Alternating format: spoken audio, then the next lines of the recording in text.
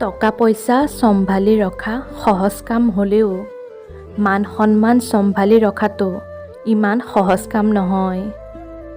পৃথিৱীখন বহুত কঠিন, আৱেগ উৰি যায় বতাহৰ লগত আৰু বিবেক বন্দী থাকে ঘৰৰ বাকচত।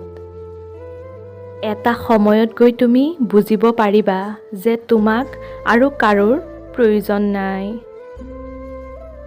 যিয়ে তোমাৰ সন্মান কৰিব নোৱাৰে তেওঁৰ সন্মান ৰাখিবলৈ তুমি গোটেই পৃথিৱীৰ লগত যুদ্ধ কৰিবলৈ নাযাবা।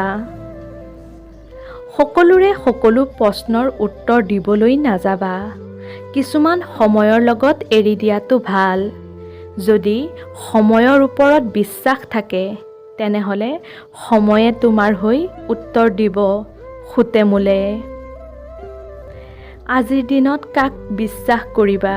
কিছুমান মানুহেতো চকুৰ পানী টুকি টুকিও মিছা কথা কয়। মানুহক বিশ্বাস কৰাটো বহুত কঠিন। যিমানেই কাষৰ মানুহ নহওক কিয়, কাৰোবাৰ ওচৰত মূল্যহীন হোৱাতকৈ নিজকে আঁতৰাই অনাটো বুদ্ধিমানৰ কাম।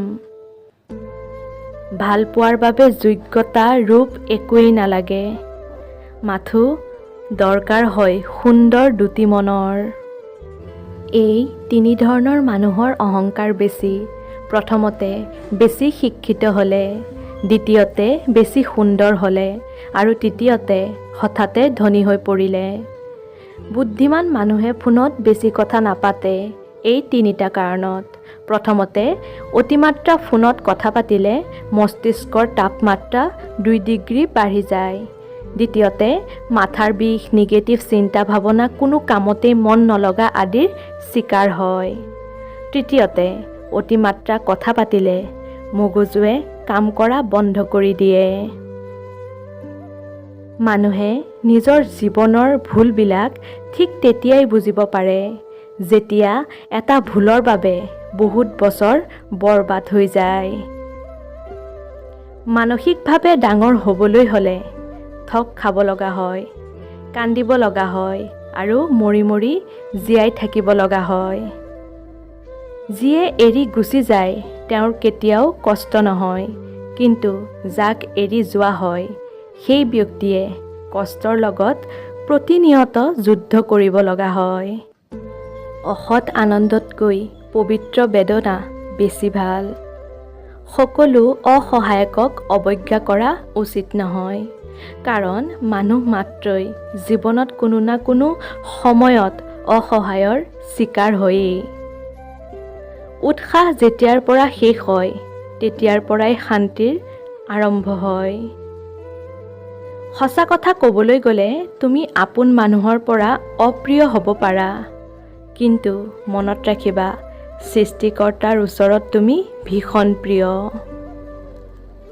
এজন টোপনি যোৱা মানুহক জগোৱা যায়, কিন্তু জাগি থাকি টোপনি যোৱা মানুহক কেতিয়াও টোপনিৰ পৰা উঠুৱাব নোৱাৰি। চকুৰ পৰা সৰি পৰা অশ্ৰু সহজতে মুচি পেলাব পাৰি, কিন্তু অশ্ৰু পৰাৰ কাৰণটো কেতিয়াও সহজতে মুচিব নোৱাৰি। ভালপোৱা আৰু মৃত্যু দুয়োটাই নিমন্ত্ৰণবিহীন অতিথি। এটাই আহি লৈ যায় মন আৰু এটাই আহি লৈ যায় জীৱন। কথা বতৰাত খঙৰ পৰিমাণ খোৱা নিমখৰ দৰে হোৱা উচিত। পৰিমাণত হ'লে ৰুচিকৰ আৰু অপৰিমাণৰ হ'লে ক্ষতিকৰ। কাৰোৰে অতীত জনাৰ প্ৰয়োজন নাই, বৰ্তমানক জানক আৰু এইটো জনাটোৱেই বেছি গুৰুত্বপূৰ্ণ। অৰ্থই মানুহৰ ৰূপ সলনি কৰে, স্বাৰ্থই মানুহৰ চৰিত্ৰ সলনি কৰি দিয়ে।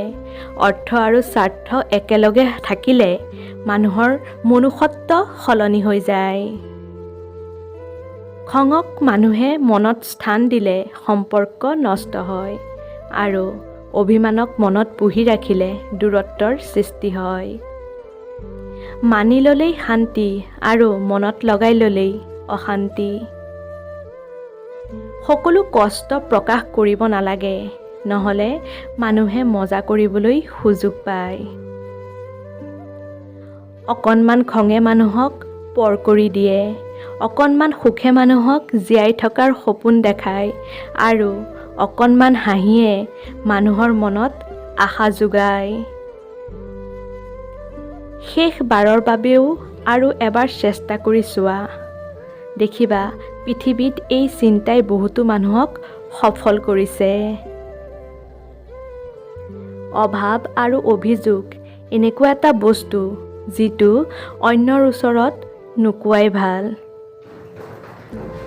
কাৰোবাৰ ওচৰত অসহ্য হোৱাতকৈ হেৰাই যোৱাটো বহুত বেছি গুণে ভাল। বহুত ভাবি চিন্তি মুখ খুলিব। আজিকালি সম্পৰ্ক আৰু বন্ধুত্ব বিশ্বাসৰ ওপৰত নিটিকে, সেয়া টিকে মাথো বুদ্ধিৰ ওপৰত। ধন্যবাদ বন্ধু বান্ধৱীসকল, ভিডিঅ'টো ভাল পালে লাইক এটা কৰি শ্বেয়াৰ কৰি দিব। আজিলৈ আহিছোঁ, পুনৰ লগ পাম।